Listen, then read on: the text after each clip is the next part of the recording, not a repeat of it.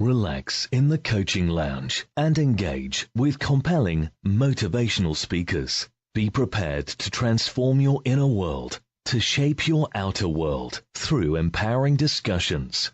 Tune into the Coaching Lounge now. You're tuned in to another episode of the Coaching Lounge with your host, Rebecca Gordon, lead life coach at satellitelifecoaching.com. Listen to interviews with creative thinkers, motivational speakers, models of success, and key people of influence. Tune in, relax, engage, and transform your life now.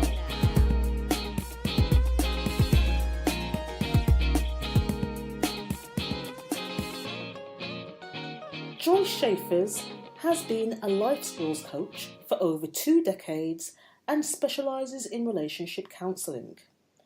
The counselling model she uses was created out of her need to break her own failed relationship pattern.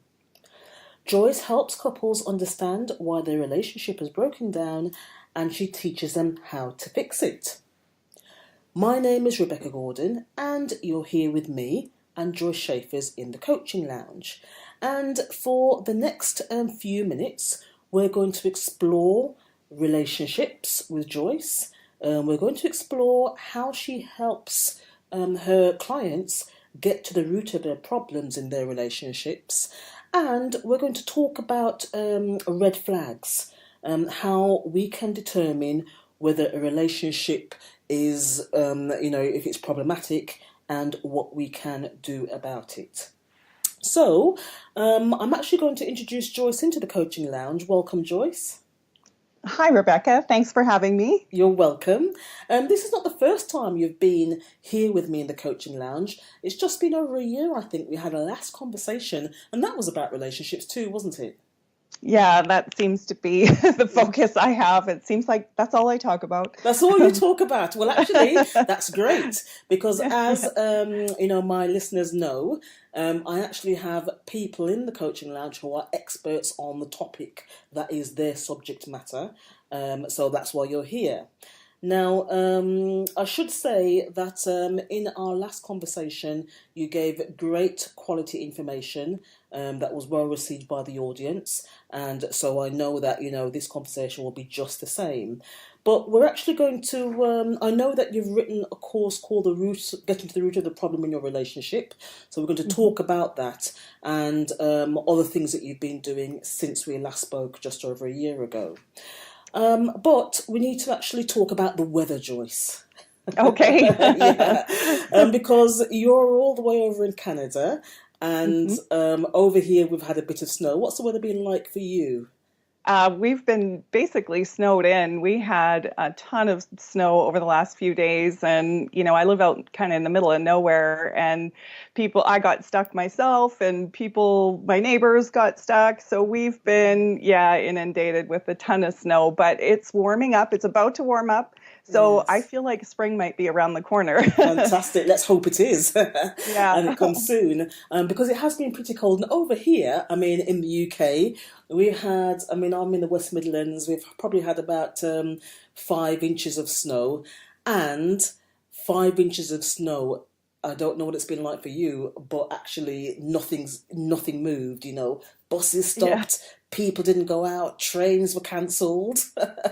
So I'm just wondering, how high was the snow? What was the depth of it? Well, yeah, I should have checked because I thought we were going to get about, now I don't want to be wrong, but I think it's about like 110 centimeters. And it was to the point where there was so much snow on the roof, like it was about 6 inches of snow on our vehicles and everywhere. So it was just a ton of snow. It was unbelievable. But here, people don't tend to stop so much. We my daughter had a basketball tournament on the weekend. So you just kind of go, you try and find the best route that you can get out. So I know the roads were a little less busy than normal, but I think it's almost like business as usual here. We kind of tend to go out no matter what. So life went on. Yeah. Okay, great. Okay. So let's just get straight into talking about relationships. Now, Joyce, you've been running your counselling business for some time now. How long has that been? Well, I've been a life skills coach for about 20 years, just over 20 years. And I guess over the last probably since 2009 is when I actively started working with individuals. I did take a little bit of a break to kind of go and reevaluate. And then since about, I guess, I want to say 2012, I came back with realizing that I really wanted to specialize in relationships. Because before that, I did a broad spectrum of kind of life coaching, life skills coaching. But, I realized that the relationship aspect was definitely my passion. So, so over the last few years, I've definitely focused more on that. Okay. Mm-hmm. So when you do speak to people from your experience, your depth of awareness and knowledge, am I correct in saying that communication is one of the biggest problems? Yeah, I mean, well, I would say that communication is a symptom or I should say poor communication is a symptom of a deeper problem. Mm-hmm. So the counseling model that I developed was really, like you said earlier, born out of my own need to end my failed relationship pattern. So I had a series of relationships that failed, and there were very much just a lot of similarities with each relationship. So it left me realizing that I'm the common denominator in all of these relationships. So my question was, what in me was it that was creating this pattern?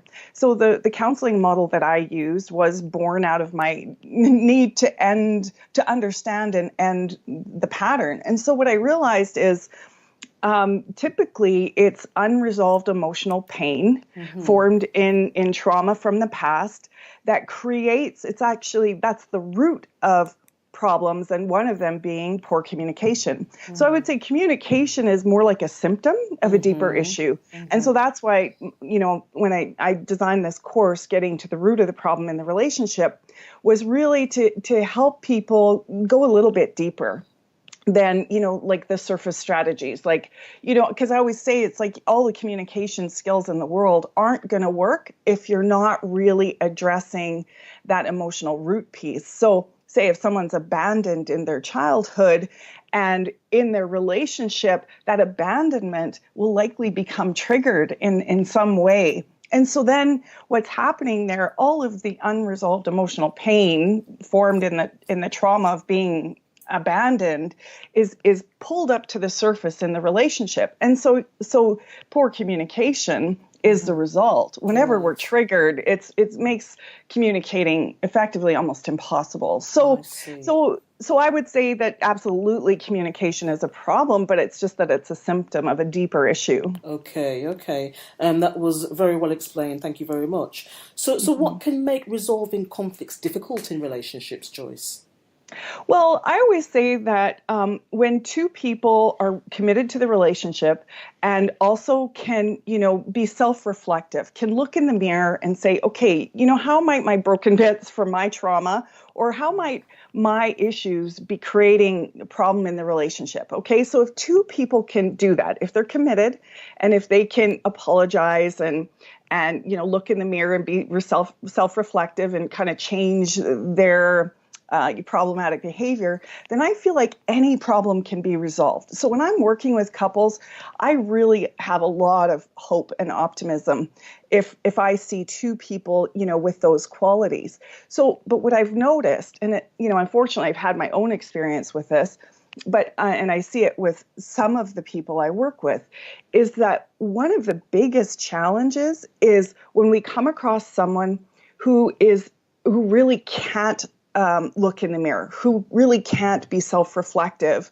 and own up to their issues, right? So what I've noticed is that, that's one of the biggest problems in resolving issues in relationships. If only one person can say, hey, this was my fault, I'm sorry, this is what I need to do differently. If only one person can do that, you're never going to get the problems resolved, because usually there's a dance, right? Usually the problems, both people contribute to some of the challenges. So I would say, and that's been something that I've, really explored and delved into the last few Yeah, years. yeah. So when you are working with couples, can it ever be, or does it happen that one person who cannot see or, refuses to own up to the fact that they've contributed as well, is there ever any turnaround?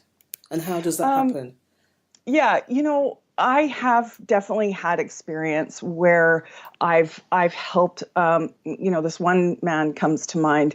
In his past, he was severely criticized, severely put down as a child by his parents, and then also bullied at school. So for him, any form of hearing feedback or any thought or idea that he might be to blame or at fault was terribly, terribly threatening to him, right? So that's basically the reason that people can't admit to being at fault, is because it's such a threatening and vulnerable position for them to be in. Mm-hmm. So they go to this idea that they are bad, right? It's that pain from childhood, where he felt like a bad boy, right?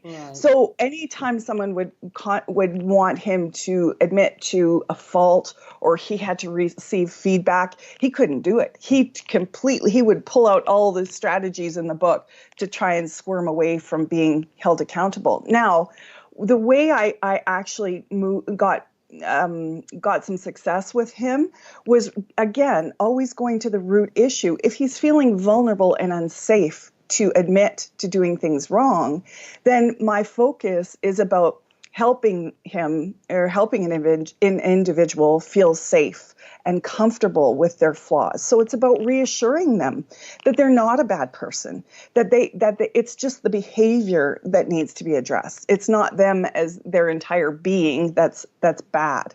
So when I'm working with couples, that's my focus, when I recognize that someone can't go there, so to speak, But it doesn't always work. I mean, anytime I've been fired, it's been at that point that I've asked someone to say, okay, let's start talking about your part. Mm-hmm. And I've definitely have been fired at that point, because it's too scary for them. Of course, it's too threatening. Mm.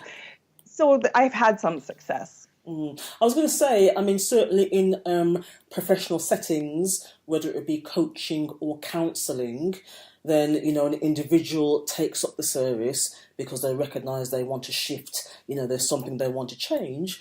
But ultimately, that individual has to take ownership of doing the work, and doing what's necessary to make the change, and that can't be forced. So, Absolutely. I mean, I've had experiences where, yes, people are ready, and then you get some who actually aren't ready.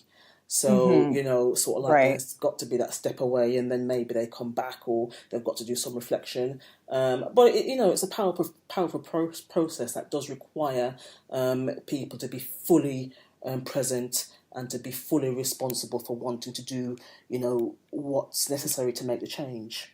Absolutely, 100%. Yes, yeah. Mm-hmm. So let's just talk now about if it is that there's someone in a relationship with another person who doesn't feel like they want to apologise, or they want to be held accountable for their actions.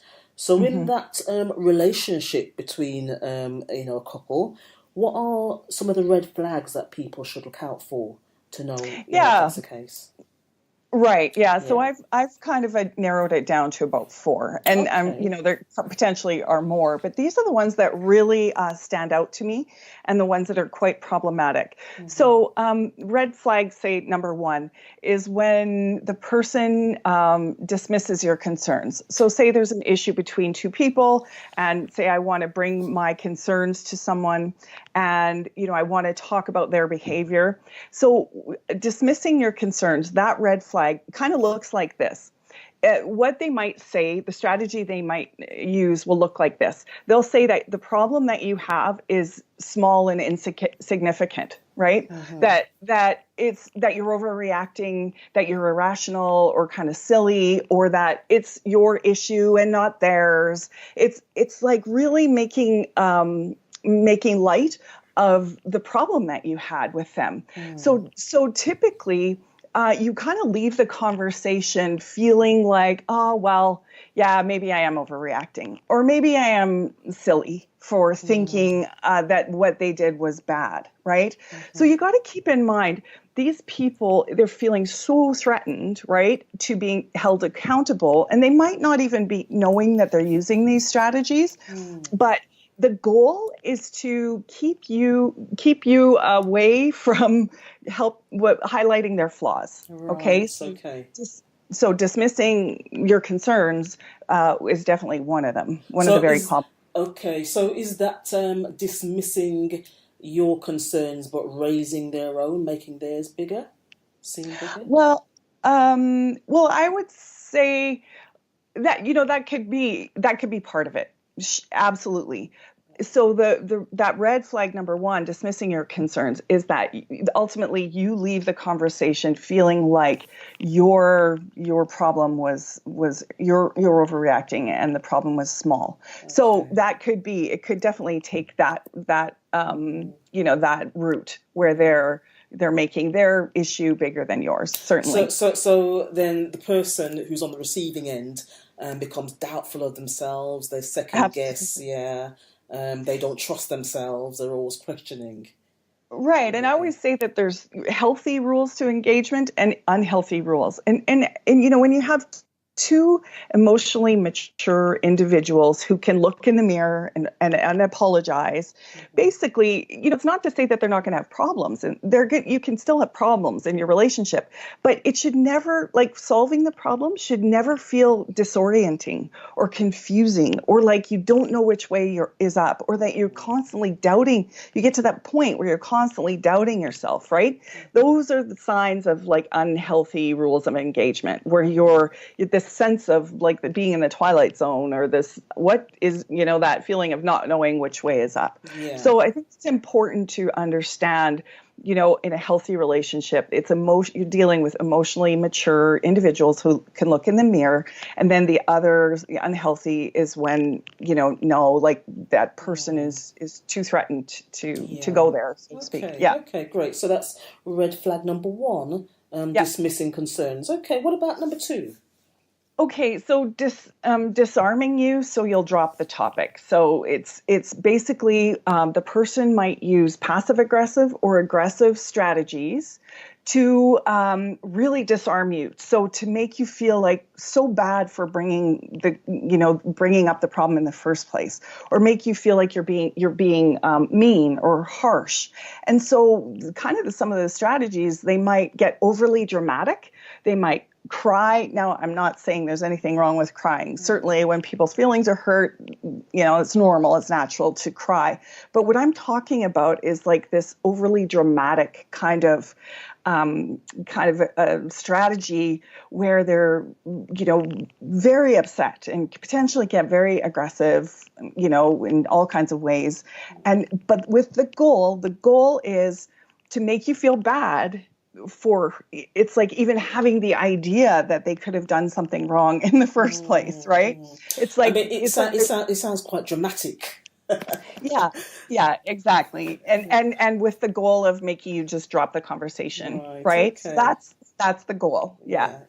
And I mean, it can be situations where, well, I should ask you really, this could be a situation where somebody is just putting out this energy, just putting it out there, or could this be learned behaviour? This is how they've observed somebody, the dynamics in, their parents' relationship.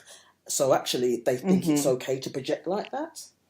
That could certainly, definitely be both. It could be a learned behavior. It could be something that they've, just a strategy they've developed. Again, probably without them even knowing it, right? So the cause could be, a couple of things for sure, but it's always with that goal.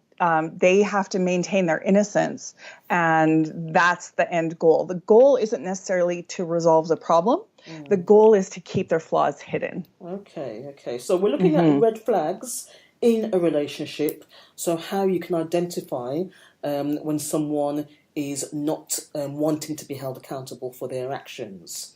So there are 4 red flags altogether. Is that correct? Yeah, those are the You've ones that I've identified. Yeah. Yeah. Okay. Okay. So let's just go on to the third one then. What is that one, Joyce? So deflection is when, again, you're bringing a problem to someone and the goal is to keep their flaws hidden. So what they'll do is they'll they'll change the focus of the conversation, basically.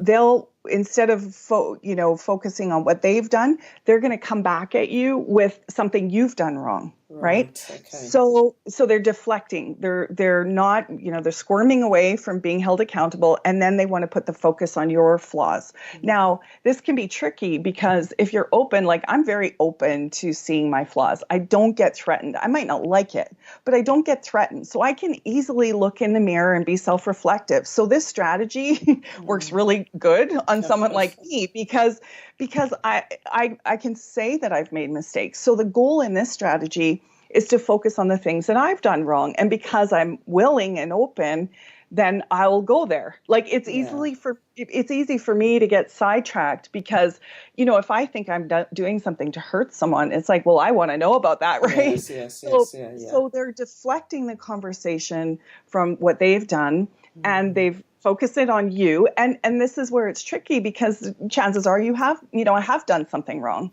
And so then it's easy for the conversation to remain on my flaws and the things that I've done wrong. So, and then you end up, so their goal is to remain innocent and make sure that you're wrong. And then you leave the conversation, going away thinking and reflecting. It's like, oh, okay, yeah, this is what I've done. And maybe you'll feel bad for having done that and hurt them, So you actually drop the conversation. You leave the conversation kind of feeling bad for the things you've done wrong, almost forgetting your original problem that you had with them. So then the other person becomes the focus, really. And whatever your concerns are just get left by the wayside. Right. And it's actually, I will do it myself because of my desire to deal with my issues. Right. So I'll drop the conversation and focus on me. Like it's definitely a tricky red flag. Right. It's definitely a tricky strategy. Yeah. Okay. So that brings us to the fourth one, red flag number 4. Explain that for me, please, Joyce. So this is where they justify their behavior. So this might be as close as they will ever come to apologizing, okay? So they might say, well, yeah, I did that, but your behavior warranted it, right? So they'll basically say, well, yes, I did that, but you did this. So say I had a problem with someone and I say, when you called me a name, that hurt my feelings. And they might come back at me and say, well, yeah, but when you, forgot to, or were late for our date, say, well, that made me mad. So I'm warranted in calling you that name, right? So it's never about, hey, I'm sorry, I called you that name. You're right. Like you have to remember that these people, and one thing to really look for, all the red flags and have that same thing in common is that they can't say sorry. So, if you call someone a name because of the heat of the moment, it's like the proper thing to do is say sorry. But in this case, in this red flag, there won't be an apology. They'll say that, yeah, they may have done that, but, it was warranted. It was justified because of something the other person did. Right. Now, what's tricky in this one is that, okay, say in that scenario, yeah, I might have been late, but and I can admit to that and apologize for that. But what you have to do in this strategy is remain focused on, again, the original goal is to get the apology for being called a name, So this justification one, again, it leaves you feeling like, I'm always doing something wrong. I can never do anything right. Okay. And, and that, Right, because they're saying that what they've done is justified, and it was justified because of my behavior kind of initiated their poor behavior. Does that make Yeah, sense? yeah, absolutely, absolutely. What I want to check with you though, Joyce, is that let's focus on the feelings which you've just mentioned there, because Okay. yes, with someone saying actually, okay, I might be at fault here, so I'm going to take the ownership of this, and I hear the other person's point of view. Hmm. After several experiences of that sort of dynamic, there's got to be a point where you check yourself and think, actually, there's a pattern here. Yeah. Hmm. So, I'm being stuck, I'm getting stuck in a pattern. This is how I'm always, sort of like I'm standing down or standing back and accepting the other person's viewpoint. At what Right. stage, yeah, how do you recognize that, you're in this pattern? Because when you are immersed in a pattern, you can be in it so deep that you don't realize. So, Hmm. what can you Well, do to help our listeners to actually identify, actually, I might be in a pattern here. How do I recognize it? And what do I do to get out of this pattern?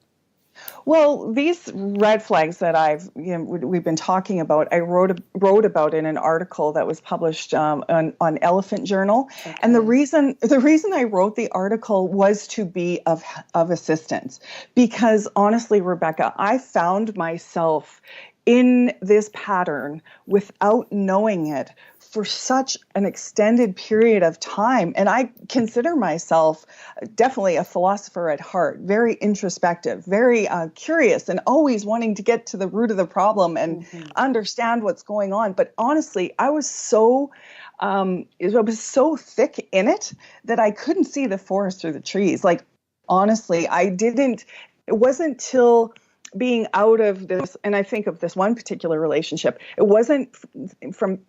took being out of the relationship for quite some time to be able to then look back and really evaluate it. And that's why I really wanted to write this article and share it, because and then when I did share it, people, I got responses from people, and they were saying the same thing that I said. It's like, I didn't see this at all. And I think, they didn't see that they were in relationships like that. And I think it goes to, for me, in my case, I was just focused on me.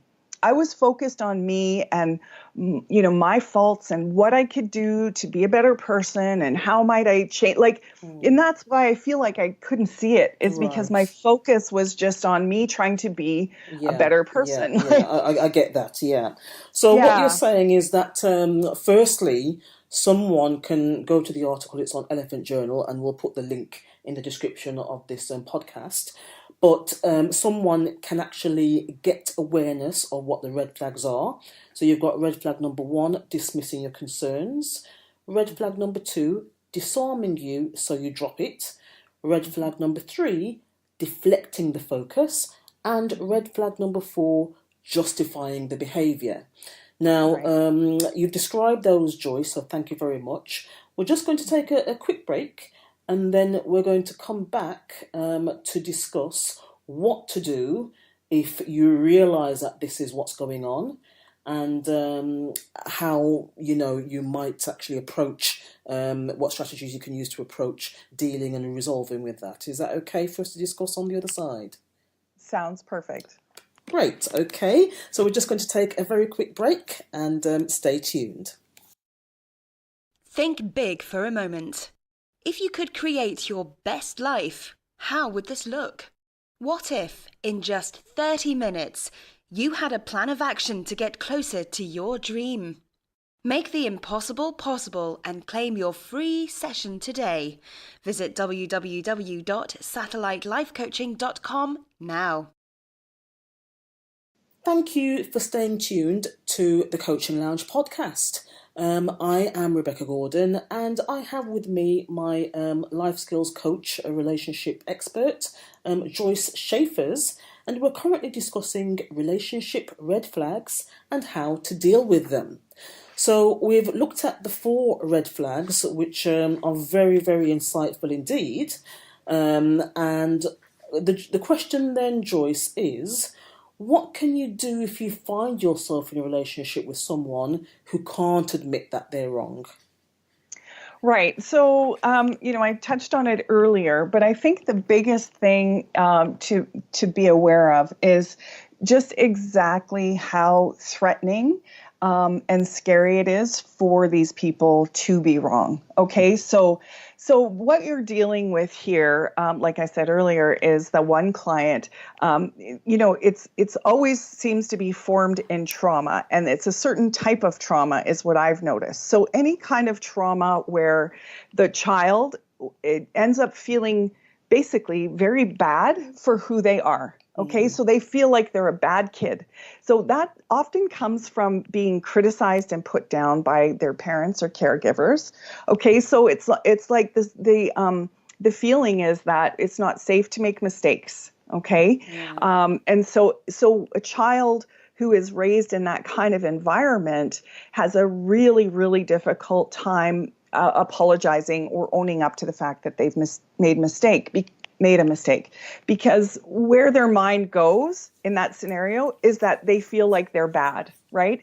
And it's so important when you're in a relationship with someone like that is to resist arguing about the surface topics, right? Resist fighting about the surface issues and resist getting caught up in these and being pulled into these 4 red flags, these 4 strategies, and try and I always, when I'm working with clients, I always say, like, let's talk about what's really going on here. And what's really going on is that they're feeling very vulnerable. And so if you can, reassure that person, like I said earlier, it's not necessarily that they're a bad person. It's just like, say, this one behavior that you want them to address. Isn't that just dismissing your own concerns and then focusing on the other person's, I'm going to use the word issues? Right. Well, it certainly is, and I would say only in the interim. You never want to drop your needs, right? You never want to just you definitely don't want to dismiss your own concerns and your own needs. But what I've realized is you're never going to get anywhere unless you get to the root of the problem, which is this intense fear of being flawed. So that intense vulnerability really has to be the priority. So yes, it requires kind of putting your needs on the back burner, but only temporarily, right? It's about helping that person. The goal is to help them feel safe, to help them feel comfortable being flawed. So and I'm not saying that this is easy, Rebecca. Like and unfortunately, I would say that if you are in a relationship with someone like this, you have to be super, super skilled and focused and resistant to being pulled into these, strategies. It's super, super hard, and you likely will require outside help. So I would say that most relationships where one or both people can't apologize and look in the mirror, I really feel, and this is kind of sad to say, but there isn't a lot of hope unless you can really stay focused on addressing that root issue. But that also means that person has to be open and willing to go there, right? Absolutely. Which is, But and that's the thing, because you can't force, someone to get the help if they really, really adamant that they don't need it for whatever reason. But what I can take away, Joyce, is the importance of, when you are in a relationship, not to lose yourself, and to, as much as you can, maintain your self-awareness of who you are, what your needs are, and what you're about. So you don't get lost in that energy of the dramatics or whatever's going on. So, carry on, yes. Yeah, well, yes. And also to always remember, like, I think this is something that, I learned the hard way, is really identifying what does a healthy relationship look like, right? And that's where a healthy relationship to me is where, there is that emotional maturity. There is that ability to, to admit when you're wrong and apologize and extend forgiveness. Like, really, because I'm very lucky to be in a relationship with a man who is very emotionally mature. So whenever we have an issue, it can be resolved because we're both both not, we're not threatened. We can admit to being wrong. So we show that, we want to validate their feelings. We want to, honor what they need and respect what they need. So I think it's really important to get clear, what is a healthy relationship and what does it look like? So it's basically, we have a problem. We're both willing to resolve it. There's no unnecessary dramatics, even though it might be emotional and hard. We can actually resolve it because, we can admit to being wrong and we can say sorry. So I think it's so important to understand, what does a healthy relationship look like? Absolutely. Very true. Yes. And then if we have observed dysfunctional relationships, either from people around us or from parents, it's learned behavior, what are some of the ways that someone can actually change or get to see or get to, to feel or to understand what a healthy relationship can be about? Yeah. Well, I think it's simply, again, one of the simplest things, Rebecca, is just to see, can this person say sorry? Can I say sorry? Like that is like the most basic, fundamental sign of someone in, of a healthy relationship, where it's you can say sorry, you can extend that forgiveness. You are willing, like through your behaviors, your behaviors demonstrate that that you want to resolve the problems, right? So, I mean, it's very simple, but when we're caught up in this dynamic, in this unhealthy relationship, it can be so, like I said earlier, very confusing. And that's why it's great to just, bring it right down to the basics. Yeah. What are the basics of the healthy relationship? Yeah. And one of the very basics is to simply be able to say sorry. Absolutely. I do pick up on what you've said there, though. It's that actually, is there change in the behaviour? Sorry can be very easy to say, but it must come with the actual change and the difference in what the person does. But Joyce, I just need to check with you, just to reiterate. I loved what you said. You raised a question, and you said one of the things to actually check what's going on is to ask yourself, what's really going on here? So that requires space, it requires observance, it requires to let the other person speak so that you can actually assess what's really going on. So from that position, you will, everything you're saying here in terms of how to support the other person or how to adjust yourself so that you don't get caught up in the dynamics, but you're taking a step back to represent yourself in that healthy way. Which I love that question, so thank you very much. Now, Joyce, you've shared the unhealthy rules of a relationship. And what I couldn't get out of my head, I must admit, is that some of the things you've described, I know that there are degrees here. So we're talking about, from extreme to less extreme. But isn't some of that behaviour bordering on narcissism? Yes, I would say so. Absolutely. And of course, narcissism. Now, I'm not an expert in that by any means. I don't pretend to be, but neither am I. But I do think there is definitely a spectrum with narcissistic behavior, and I would say these strategies would show up certainly, with someone who's a narcissist, along with others, I'm sure. Absolutely. Yeah. I'm not an expert myself. I mean, I did read just the other day that there are 4 different types of narcissism, one being overt, covert. I can't remember the other 2. But I think one of the things I would say is just be mindful that isn't what's going on in a relationship, because it can be very, very, very nasty to be happening and to experience. So, yeah, absolutely. And that's why I wrote this article, and because of my own experience and wanting to share that and help and make it as simple as possible for people to identify when they are in a relationship that is unhealthy, for sure. Yeah, because it's toxic, and being on the receiving end, it can really shatter someone's confidence.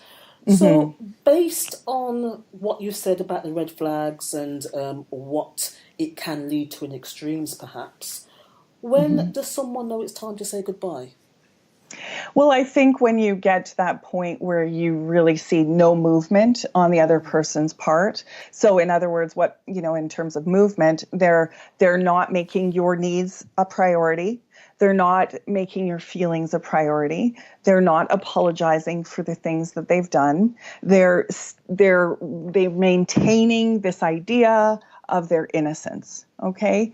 And so I think that really sums it up in a nutshell, I would say. Yeah. And it's as simple as that, really, isn't it? It is. Yeah. Yeah. Because you can't get anywhere. You cannot resolve a problem when one or two people won't admit to how they're contributing to the problem. So when you can't resolve a problem, your relationship can't go to an intimate depth that has any meaning. In my opinion, you will still remain emotionally distant and separate because there is that disconnect. You're not able to resolve the conflicts and feel closer and grow as a couple. And that's the important thing. I mean, we talk about love, so when I loved him, I loved her, and that's what made me stay. But actually, you could be putting yourself through a lot of turmoil. And the other thing to mention, and I mean, if you can share your thinking on this, in a codependent relationship where people are feeding off each other, so you might realise what's going on, but what might keep someone stuck there? So in my particular situation, so I'll get personal here. Okay. It was actually just with a friend that I had. So my part of it, my codependency, was to want to show that person that I would do anything and everything it took to make the friendship work. Okay. So and that's not a bad thing, but it was to the point of it became unhealthy because it stopped me from seeing these red flags, right? So my goal was to always, so no matter what problem that was brought to me, so a behavior of mine that I had to look at, I would always go away and look at it. So my codependency showed up in the way that I really wanted this person to like me and to see what a good person I was, So we all have and again, it always goes back to the trauma, hey, like our unresolved emotional pain from the past, and it surfaces in all kinds of ways, whether it's friendships and intimate relationships or body issues or success, issues or issues with failure. We're typically, I always say whatever we needed most emotionally and didn't get as a child is the thing that we are striving so desperately to get in our life. And that's where we're trying to, we're an empty cup, trying to be filled up by other people and other things. And it will always backfire because no one ever can fill us up emotionally. We all have, and I'm sure you're very aware of this. That's our job. So for me, I was an empty cup doing all of these things, feeling like jumping through these hoops to prove that I was this good friend. So then I could be filled up, so I could get that external validation that I was good enough, So I think that's a big part of codependent relationship. Yeah. Right. Okay. Well, thank you for sharing your experience. I know that's helpful to a lot of our listeners. Now, a few times you've mentioned getting to the root of the problem, and that's crucial. So can you share with us, please, how you support people to do that? I think you've got a course that you have on offer.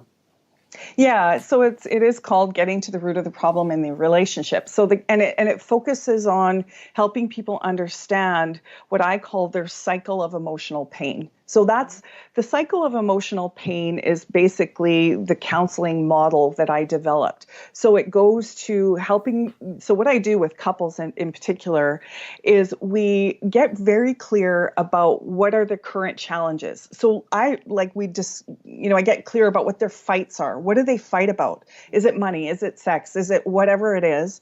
And I always know that those fights will lead me to their trauma and their unresolved emotional pain. It's fascinating, Rebecca. It's amazing. It's like the things that our unresolved emotional pain will continue to cause problems in our life in a variety of ways. And in relationships, it's through these being triggered and having these fights that really pull up our pain from the past. So the course and that I developed was based on all of my research and all of the years of working with couples.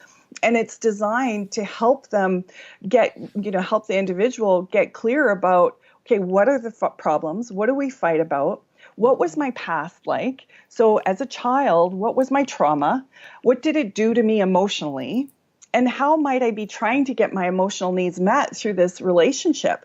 And then the end goal is to offer them strategies where they actually, learn to resolve that emotional pain, learn to give to themselves what they needed emotionally and didn't get, so they can become a full cup, right? And when you have two full cups in a relationship, it's about extending love and extending, all of the good qualities instead of being an empty cup where you're needing each other to fill each other up. And so you have all this intensity and all these conflicts, right? So the course is about helping them become familiar with the cycle of emotional pain, how it's impacted them and how it's impacted their relationships. And it's 9 lessons. And by the end of it, they'll be very familiar with what, how their emotional pain from the past is causing problems in the relationship. And then I give them strategies to actually address it. So you need more than just awareness to fix a problem. You need strategies. Right. Well, absolutely. Yes. So it's online, is it? It's an online course. Yeah, it's on my website. So Joyce-Schafers.com. And it's on my on the page that I where it's the support page. So it's just an offering on my support page. Okay. So if it is that one of the fights that a couple has is about money, what might be a root cause and what might be a strategy to get through that? Okay, so typically, it's whatever meaning the person would give money or the lack of money, right? So if there's a lack of money, then potentially the person needs money to feel safe. And then I would say that chances are they had issues with feeling safe. Perhaps they had a parent who was an alcoholic, which creates, tons of instability and insecurity and, issues with feeling safe in their childhood. Right. So money or the lack of money potentially could be the trigger causing that person to feel unsafe. And therefore, when they're triggered, they fight with their spouse about money, and they're talking about the surface issues, the money, rather than the root issue of feeling safe. Now, money can have other things. There could be, you need money to feel like you're a success. So then what in your past made you feel maybe you didn't feel good enough? And so you're on this hamster wheel of striving and never finding that feeling of success. Maybe there's an absence of money that's triggering your feelings of failure and not feeling good enough as a child. So money can, have a couple of meaning. It's whatever the meaning we give it. Right. And then the course will help people identify it's about connecting all the dots. But what are we fighting about? What are our hot topics? And then how might they be linked to our past? And what do we need emotionally? Does that make sense? Oh, absolutely. Yeah. But actually, I would signpost people to your course to actually see more about how they can get support, get access to the strategies and tools through, looking at getting to the root of the problem in relationships course that you're offering there. Because it's actually quite deep stuff, isn't it? It is. And so the exercises are intended to evoke that emotion and intended to evoke that insight. And I've gotten really good feedback from some of the people who are using it. So I was a little bit concerned because basically I was turning all the strategies I was using in my work with people in my office into a course. And I was concerned that, will it be as powerful? And I'm getting I'm happy to say getting some really good feedback. That's that great. The exercises are really intended and then they are working to help, gain that clarity. Fantastic. Okay. So it's www.joyceschafers.com. You're also on Facebook, I believe. Yeah. Facebook.com/relationship.counseling.expert, and on Twitter. You're on Twitter Right. as well. Okay, great. Yeah. Okay. So, Joyce, it's been a pleasure connecting with you once again. Yes, thank you, Rebecca. Yeah, and no doubt when we check in with each other again in a few months' time, I know the topic will be relationships. Yeah, and you can give us some feedback on what people have taken away from your course and other work that you do with them. So it's been a pleasure connecting with you once again. Thank you. My pleasure, Rebecca. It's always enjoyable chatting with you. Yeah, there's been great information here, and I love the red flags because it's actually about how to identify what's not right. So sometimes somebody can get the feeling, there's something wrong here, but they can't really articulate it or get clarity in their head. But these, awareness of the red flags does actually help with compartmentalizing the particular aspects of, of how someone might be feeling if they're in that unhealthy relationship. Absolutely. That was my goal. Great. Okay. Great. Okay, Joyce Schafers, thank you so much for joining me in the Coaching Lounge. Thank you very much, Rebecca. Okay. Thank you. Thank you for tuning into the Coaching Lounge. Join us next time for more insightful interviews with inspiring guests. You can hear previous shows on SoundCloud by searching for Satellite Life Coaching. We're always interested to hear your feedback and topic suggestions, so don't hesitate to email us on info@satellitelifecoaching.com.